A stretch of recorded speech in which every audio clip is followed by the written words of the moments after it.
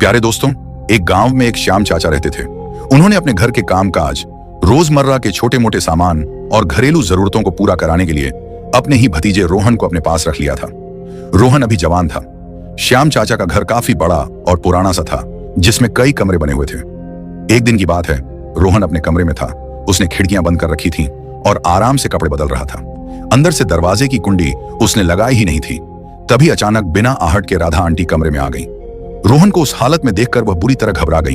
एक पल के लिए तो जैसे जमसी गई और फिर झट से बाहर भाग गई। मगर रोहन जरा भी विचलित नहीं हुआ, न उसने घबराहट दिखाई। बस पहले की तरह आराम से अपने कपड़े पहनता रहा। जब वह बाहर आया तो राधा आंटी ने गुस्सा दबाते हुए पूछा, रोहन, अंदर तुम कर क्या रहे थे?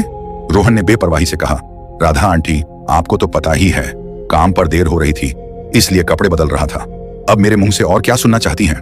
राधा आंटी ने नाराज होकर कहा, वो सब ठीक है, लेकिन मुझे देखते ही जरा शर्म वर्म तो आनी चाहिए थी ना। रोहन मुस्कुराया, मुझे क्या मालूम था कि आप भी उसी समय कमरे में चली आएंगी। वैसे भी मैं कुछ गलत तो नहीं कर रहा था, बस कपड़े ही तो बदल रहा था। राधा आंटी बोली, बात कपड़ों की नहीं है। किसी औरत के सामने किसी जवान लड़के का इस तरह दिख जाना ठीक नहीं होता। रोहन छेड़ते हुए बोला, अच्छा राधा आंटी, पहले ये बताइए कि श्याम चाचा कहाँ हैं? हमारे श्याम चाचा तो है ना? यह सुनकर राधा आंटी भड़क गई। तुझे उनसे क्या मतलब? ज्यादा जबान मत चलाना, वरना सब कुछ तेरे श्याम चाचा को बता दूंगी। मैं तो इसलिए नहीं बताती कि बेचारे सुबह से रात तक मेहनत में टूट जाते हैं और आते ही सो जाते हैं। रोहन ने धीमे से कहा, राधा आंटी, अगर आप चाहें तो मैं आपकी मदद कर सकता हूं। यह सुनकर राधा आंटी आग बबूला हो गई। तेरा दिमाग खराब हो गया है क्या? इससे पहले कि वह कुछ और कहती, रोहन वहां से फटाफट भाग गया। राधा आंटी स्वभाव से थोड़ी घमंडी जरूर थी, पर बेहद खूबसूरत भी थी। रोहन अक्सर उसे चुपके चुपके निहार लिया करता था। अगर कभी राधा आंटी उसकी तरफ देख लेती तो वह तुरंत नजर फेर लेता। श्याम चाचा उसे अपने बेटे जैसा मानते थे। राधा आंटी के कपड़े हमेशा साफ सुथरे, आकर्षक और थोड़े खुले रहते थे। उम्र भले ही 30 के आसपास हो, लेकिन देखने में अब भी मुश्किल से 25 की लगती थी। रोहन उन्हें मन ही मन पहले से पसंद करता था, पर कभी जाहिर करने की हिम्मत नहीं जुटा पाया। शायद यही वजह थी कि आज जब राधा आंटी अचानक कमरे में आ गई तो उसे तनिक भी शर्म महसूस नहीं हुई। अब उसके मन में यह ख्याल घूम रहा था कि राधा आंटी ने देख ही लिया है। रोहन ने मुस्कुराकर कहा, राधा आंटी, अगर आप मेरी बीवी होती ना तो मैं एक भी दिन बाहर न जाता। सारी रात तो अपनी बीवी के पास ही रहता। बीवी के साथ वक्त बिताना चाहिए, क्योंकि वही तो असली खुशी का समय होता है। वह यह सब बिना झिझक उनके सामने बोल गया। एक रात की बात है, रोहन ने देखा कि श्याम चाचा और राधा आंटी अपने कमरे में थे। दरवाजा थोड़ा खुला हुआ था। दोनों पति पत्नी एक दूसरे के करीब थे। रोहन अनजाने में उन्हें देखता रह गया। उन्हें उस तरह देखकर उसके भीतर एक अजीब सी जलन एक उठी, लेकिन उसने यह भी गौर किया, श्याम चाचा थोड़ी ही देर में कमरे से बाहर निकल आए। रोहन खुद अभी तक कुंवारा था, उम्र 24 साल के करीब। राधा आंटी बेहद खूबसूरत, साफ सुथरी और नफासत भरा व्यक्तित्व रखने वाली थी। वह अक्सर रोहन से ठंडेपन और दूरी से बात करती थी। उनके बीच हमेशा एक अदृश्य सी टकराहट चलती रहती थी, जैसे बिल्ली और कुत्ते का रिश्ता। कई बार तो रोहन सोचता कि इस रवैये को देखकर वह यह घर छोड़ दे, लेकिन पता नहीं क्यों उसके कदम रुक जाते। राधा आंटी का घमंड शायद उचित भी था। वह किसी फिल्म की हीरोइन से कम नहीं लगती थी। लंबा कद, गोरा रंग, गोल चेहरा और ऐसी आंखें कि जब भी रोहन की तरफ उठती तो उसके दिल को चीर कर निकल जाती। शुरू में रोहन सिर्फ कोई बहाना ढूंढता कि राधा आंटी से बात कर सके, पर वह हमेशा उसे अनदेखा कर देती। तब उसे यकीन हो गया कि राधा आंटी के दिल में अपनी खूबसूरती का घमंड भरा है। श्याम चाचा एक कंपनी में काम करते थे, जो घर से करीब 55 किलोमीटर दूर थी, इसलिए उन्हें लौटते लौटते अक्सर आधी रात हो जाती। कई बार तो वे आते भी नहीं। अगर ऑफिस का काम ज्यादा हो तो वहीं रुक जाते। रोज रोज इतना सफर उनके बस का भी नहीं था। जब श्याम चाचा घर से बाहर रहते तो राधा आंटी अपने कमरे में अकेली रहती थी। रोहन ने कई बार देखा कि वह पड़ोस या गांव के मर्दों से बात करती थी।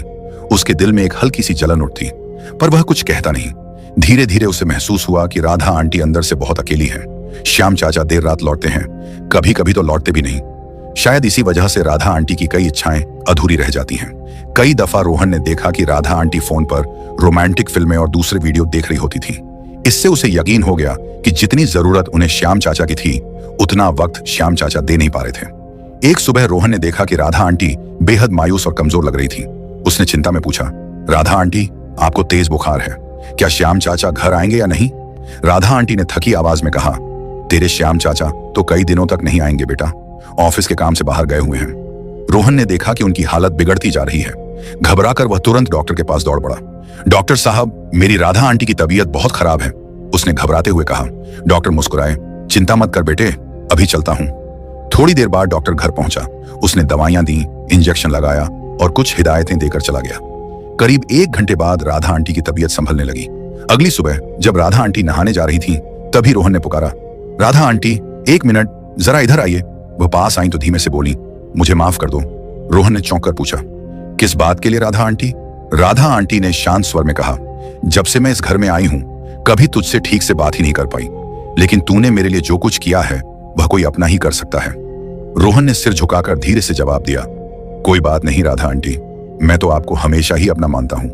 राधा आंटी हल्का सा मुस्कुराई और अपने कमरे की तरफ बढ़ गई। पहली बार रोहन को एहसास हुआ कि शायद उनके दिल में उसके लिए एक नरमी, एक अपनापन पनपने लगा है, पर वह जानता था कि यह समय अपनी भावनाएं खोलने का नहीं है। उसने मन में सोचा, पहले भरोसा बनाना जरूरी है, जल्दबाजी सब कुछ बिगाड़ सकती है। अब वह राधा आंटी की हर बात मानता, हर छोटे बड़े काम में उनकी मदद करता। धीरे धीरे उनके दिल में भी रोहन के लिए स्नेह और अपनापन भरने लगा।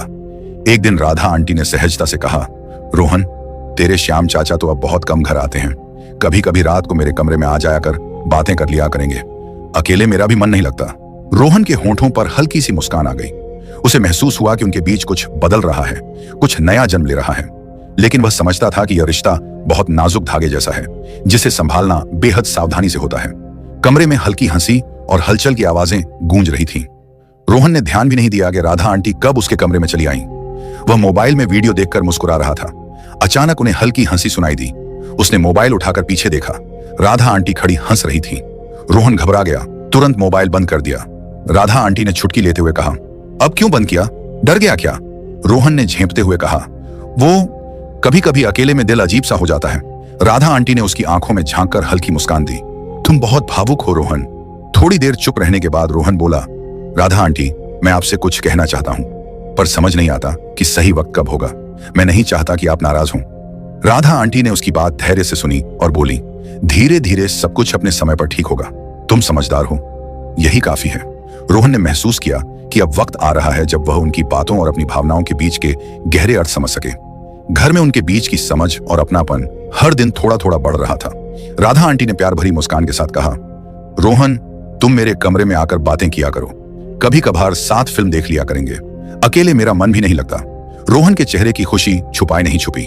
उसे लगा अब शायद सही समय करीब है, लेकिन उसने खुद को संभालते हुए सोचा कि हर कदम सोच समझ कर रखना होगा। सब्र से ही सब सही दिशा में बढ़ेगा। उसने मन ही मन कहा, मैं इसका सम्मान करूंगा। दिन सामान्य चला। घर में हर कोई अपने काम में लगा था। रोहन राधा आंटी के स्वभाव, उनके मूड और भावनाओं को समझने की कोशिश करता रहा। अचानक राधा आंटी ने धीरे से कहा, रोहन, मैं जानती हूं कि तुम मेरी सच में परवाह करते हो, हमेशा मेरे बारे में सोचते हो। इसी वजह से मैं तुम्हारी समझदारी को महसूस कर पाती हूँ। रोहन मुस्कुराया और बोला, राधा आंटी, मैं आपकी हर जरूरत, हर बात को समझने की कोशिश करता हूँ। बस चाहता हूं कि आप हमेशा खुश रहें। राधा आंटी ने उसका हाथ थामकर हल्की मुस्कान दी।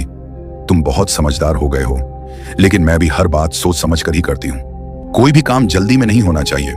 रोहन को लगा कि राधा आंटी के भीतर भावनाओं का एक गहरा समंदर है। वह सोचने लगा कि कैसे वह उनके भरोसे और उनके अपनापन को सम्मान दे। कुछ देर बाद राधा आंटी बोली, मैं अब अपने कमरे में जाकर थोड़ा सोचती हूँ, तुम भी अपनी पढ़ाई और काम पर ध्यान दो। रोहन थोड़ा उदास हुआ, लेकिन वह समझ गया सब्र ही सही रास्ता है। उसने तय किया कि वह हमेशा उनकी भावनाओं और दूरी का सम्मान करेगा। अगले दिन सुबह रोहन ने सोचा, आज भी सब सामान्य रहेगा। घर में सब अपनी दिनचर्या में व्यस्त थे। उसने भी खुद को तैयार किया कि वह अपनी जिम्मेदारियों और राधा आंटी के साथ बनते रिश्ते के संतुलन को बनाए रखेगा। रोहन नहाकर बाहर निकला ही था कि सामने राधा आंटी आ गईं। उन्होंने प्यार भरी मुस्कान के साथ कहा, ओह, आज तो बहुत स्मार्ट लग रहा है। रोहन कुछ नहीं बोला और बस चुपचाप अपने कमरे में चला गया।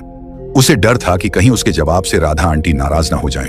कुछ देर बाद राधा आंटी उसके कमरे में आईं और बोली, क्या हुआ रोहन? क्या मैंने कुछ गलत कह दिया या तुम मुझसे नाराज हो? रोहन ने धीमे स्वर में कहा, नहीं, पर आप बाहर जाएं और अपना काम करें। अभी मैं कुछ नहीं कहना चाहता। राधा आंटी बाहर नहीं गई, बस शांत खड़ी होकर उसे देखती रही। रोहन ने महसूस किया कि अब बात को लंबा खींचना ठीक नहीं, इसलिए वह कुछ देर बाद खुद ही बाहर चला गया। शाम को जब वह वापस आया तो देखा कि श्याम चाचा भी घर आए हुए थे। यह देखकर उसका मूड और भी गिर गया। उसे लगा जैसे उसके सारे ख्याल और उम्मीदें अधूरी रह गईं। श्याम चाचा ने मुस्कुराते हुए कहा, आओ बेटा, कैसे हो? रोहन ने शांत स्वर में कहा, हाँ ठीक हूं, और अपने कमरे में चला गया। कुछ देर बाद श्याम चाचा खाना खाकर बाहर चले गए। रोहन ने देखा कि राधा आंटी उसकी ओर देखकर मुस्कुरा रही थी, जैसे बिना कुछ कहे उसे खुश करना चाहती हूं। रोहन धीरे धीरे खाना खाने बैठा, पर उसका मन अभी उदास था। राधा आंटी उसके पास आई और धीरे से बोली, रोहन, तुम नाराज क्यों हो? सब ठीक है ना? रोहन ने हल्की मुस्कान देते हुए कहा, हाँ, बस आज थोड़ा मन भारी है। राधा आंटी ने स्नेह से कहा, देखो, मैं जानती हूं कि तुम मेरी हर बात का ख्याल रखते हो, यही बहुत है। हम दोनों धीरे धीरे सब समझ जाएंगे। रोहन ने महसूस किया कि राधा आंटी के दिल में उसके लिए चिंता और अपनापन दोनों है। उसने तय किया कि वह उनके भावनाओं का सम्मान करते हुए, घर के माहौल को समझते हुए सब कुछ सही समय पर संभालेगा। रोहन किसी भी तरह मानने को तैयार नहीं था। राधा आंटी ने नरमी से कहा, तुम समझ नहीं रहे हो रोहन, ये बिल्कुल गलत बात है। रोहन की आंखें छलक आई थीं। उसने धीरे से कहा, गलत क्या है इसमें? किसी के काम आ जाना भी क्या गलत होता है? राधा आंटी ने गहरी सांस भरकर कहा, बस चुपचाप खाना खा लो और सो जाओ। रोहन ने इस बार थोड़ा कड़ा लहजा अपनाया, मैं सोऊं या ना सोऊं, इससे आपको क्या फर्क पड़ता है? फिर धीरे से बोला, आज रात मैं ऐसे ही बैठा रहूंगा। इतना कहकर वह अपने कमरे में चला गया। उसके अंदर जैसे कोई तूफान उठा हुआ था। उसे खुद समझ नहीं आ रहा था कि उसके भीतर गुस्सा है या दर्द। रात गहराती जा रही थी, पूरा घर सो चुका था। रोहन धीरे से कमरे का दरवाजा खोलकर छत पर चला गया। ठंडी हवा उसके बालों को सहला रही थी। वह चांद को ताकता हुआ किसी गहरी सोच में खो गया। कुछ देर बाद हल्की आहट हुई। वह मुड़ा, राधा आंटी आ रही थी। वह उसके पास बैठकर बोली, पगले, इतनी रात को छत पर क्या कर रहे हो? रोहन की आंखें भर आई थीं। उसने कहा, राधा आंटी, मन बहुत बेचैन है, खुद नहीं समझ पाता कि मैं चाहता क्या हूं। राधा आंटी ने उसका हाथ पकड़कर धीरे से कहा, जिंदगी की कई बातें समझने में वक्त लगता है बेटा, तू दिल से सीधा है, बस अपने मन को सही रास्ते पर रख। रोहन ने सिर झुका लिया। दोनों देर तक चांद को देखते रहे। एक लंबी चुप्पी थी जिसमें जैसे बहुत कुछ कह दिया गया था। रोहन ने गंभीर आवाज में कहा, राधा आंटी, मैं वादा करता हूं अब कभी कोई गलत काम नहीं करूंगा। राधा आंटी ने हल्का सा सिर हिलाया और मुस्कुरा दी। रोहन को लगा अब वक्त है खुद को बदलने का, अपने कर्तव्यों को समझने का। उसी समय श्याम चाचा आ गए और बोले, मैं तुम दोनों को एक जरूरी बात बताने आया हूं। अगले 15 दिन तक मैं घर नहीं आऊंगा, ऑफिस के काम से बाहर रहना पड़ेगा। 15 दिन बाद ही लौट पाऊंगा। उन्होंने रोहन की ओर देखते हुए कहा, रोहन, इन दिनों घर की सारी जिम्मेदारी तुम्हारे कंधों पर है, राधा आंटी का खास ध्यान रखना। रोहन ने आत्मविश्वास से कहा, आप चिंता मत कीजिए श्याम चाचा, मैं घर की और राधा आंटी की पूरी देखभाल करूंगा। श्याम चाचा ने मुस्कुराकर कहा, 4 घंटे बाद मेरी गाड़ी है। रोहन उन्हें स्टेशन छोड़ने गया और फिर घर लौट आया। घर पहुंचने पर राधा आंटी खिड़की के पास बैठी थी, कुछ उदास सी। रोहन ने पास जाकर पूछा, क्या हुआ राधा आंटी, आप उदास क्यों हैं? राधा आंटी ने धीमे से कहा, तुम्हारे श्याम चाचा इतने दिन घर नहीं होंगे, मैं तो उन्हें देखने को तरस गई थी। रोहन ने उनका हाथ थामते हुए कहा, कोई बात नहीं, मैं हूं ना, मैं आपका ख्याल रखूंगा। राधा आंटी मुस्कुरा दी। रोहन को एहसास हुआ कि भले ही श्याम चाचा घर से दूर हैं, पर वह अब सही रास्ते पर है, अपनी जिम्मेदारी और राधा आंटी दोनों के लिए। दोनों कुछ देर चुप बैठे रहे। रोहन ने निश्चय किया कि अब वह राधा आंटी के विश्वास को समझते हुए अपना फर्ज ठीक से निभाएगा। राधा आंटी ने भी धीरे धीरे उस पर भरोसा करना शुरू कर दिया। उस रात विश्वास और अपनापन जैसे और गहरा हो गया था। लेकिन फिर राधा आंटी कांपती आवाज में बोली, पर तेरे श्याम चाचा से मैं जिंदगी भर नजर नहीं मिला पाऊंगी। रोहन, तू जो कर रहा है वो ना इंसानियत में आता है ना रिश्तों में। सोच, कल जब तू अपने श्याम चाचा की आंखों में आंखें डालकर देखेगा, क्या तू उनकी नजर झेल पाएगा? कुछ पल रुककर वह बोली, तेरे श्याम चाचा ने तुझे अपनी औलाद से ज्यादा माना है, तुझ पर भरोसा किया है और तू उसी भरोसे को तोड़ने जा रहा है। बेटा, मैं भी इंसान हूं, अकेली औरत हूं, पर इसका मतलब ये नहीं कि मैं कमजोरी में गिर जाऊं। मुझे उम्मीद थी कि तू मुझे संभालेगा, पर गलती मेरी भी है जो तुम्हारी बातों में आ गई। उनकी आवाज फटने लगी थी। रोहन चुप खड़ा रहा, जैसे शब्द गले में ही जम गए हों। राधा आंटी ने आगे कहा, मुझे पहले से एहसास था कि तेरे मन में कुछ गलत चल रहा है। सोचा था वक्त के साथ सब ठीक हो जाएगा, पर आज हम ऐसे मोड़ पर खड़े हैं जहां से रुकना ही सबसे जरूरी है। अगर आज नहीं रुके तो जिंदगी भर इस गलती की आग में जलते रहेंगे। रोहन के हाथ कांपने लगे। उसने धीमी आवाज में कहा, मुझे माफ कर दीजिए राधा आंटी, मुझसे बहुत बड़ी गलती होने वाली थी, मैं खुद को कभी माफ नहीं कर पाऊंगा। राधा आंटी ने आंसू पोंछते हुए कहा, अब सिर्फ माफी से कुछ नहीं होगा रोहन, हमें अपने अंदर के हैवान को मारना होगा, अपने श्याम चाचा की इज्जत के लिए नहीं, बल्कि अपने जमीर को जिंदा रखने के लिए। रोहन ने सिर झुका लिया। उस रात दोनों ने एक भी शब्द नहीं कहा, लेकिन उनकी खामोशी ही उनकी सबसे बड़ी तौबा बन गई। अगले दिन घर पहले जैसा दिख रहा था, पर दोनों के दिल बदल चुके थे। रोहन और भी जिम्मेदार हो चुका था और राधा आंटी की आंखों में उसके लिए नई सम्मान की चमक थी। जब श्याम चाचा लौटे, उन्होंने देखा घर पहले से भी ज्यादा सजा धजा है।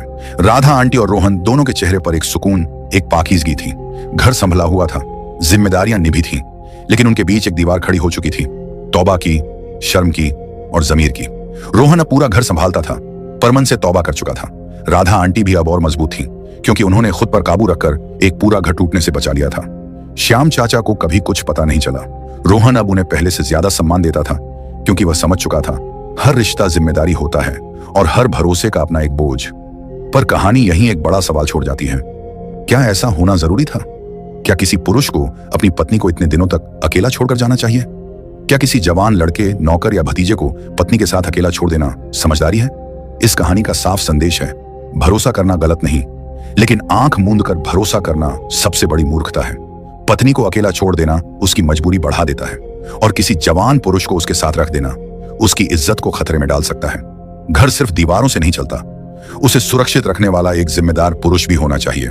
अगर यह बात हर कोई समझ ले तो शायद कई घर टूटने से पहले संभल जाएं। दोस्तों, यही थी आज की कहानी।